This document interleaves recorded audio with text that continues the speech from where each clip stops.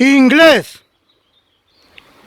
2 videos de 33 videos en 774 videos. Náhuatl, ma, timomachtica, nican, español aprendamos aquí, inglés, let's learn here. Ma, timomachtica, nican, aprendamos aquí, let's learn here,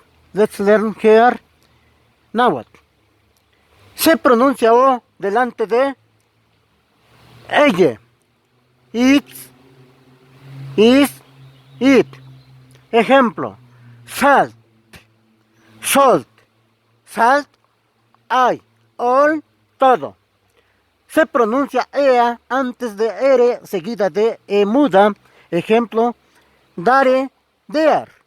Atreverse, fare.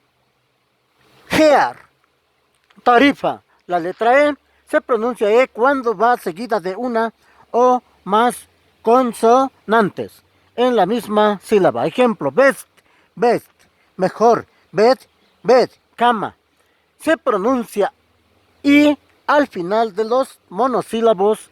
Ejemplo, he, she, él, be, vi, ser. Se pronuncia IA antes de R seguida de E muda.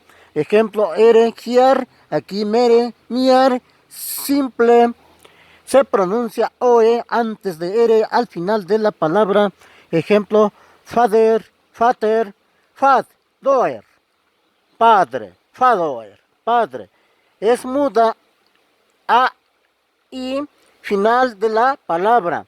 Ejemplo, grave, grave, grave. En este caso la vocal de la sílaba precedente suele tener la pronunciación que se le da en el alfabeto. Letra I se pronuncia I en la mayoría de los polisílabos y en muchos monosílabos terminados en una o más consonantes que no sean GH o GHT. Ejemplo, city, city, ciudad.